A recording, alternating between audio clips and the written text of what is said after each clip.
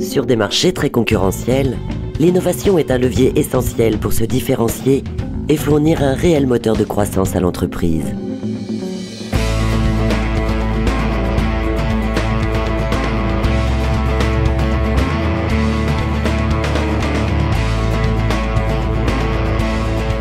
Tous les jours, au pays de l'Orient, des entrepreneurs innovants tentent de développer de nouveaux projets.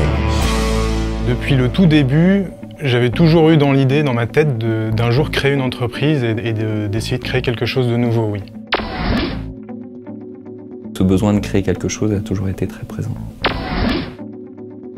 L'idée était tellement précise et mûre dans ma tête que pour moi c'était impératif que j'essaye cette idée-là.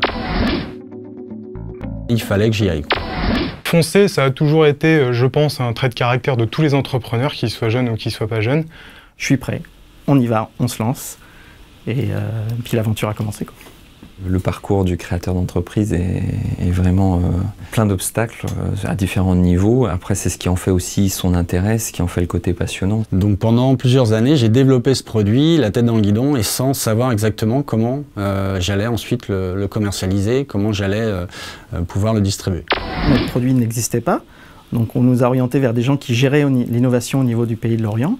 Et donc on est arrivé chez LTI, qui nous ont dit « Bon, votre produit est là, il y a un potentiel, il faut que vous passiez à l'état d'entreprise pour pouvoir le faire progresser et on vous accompagnera justement à travers toute cette étape de manière à ce que ça se passe bien, que l'entreprise puisse évoluer dans de bonnes conditions. » Quand je suis arrivé pour la première fois voir LTI, effectivement, j'avais un projet qui me semblait très abouti, qui avait des points faibles.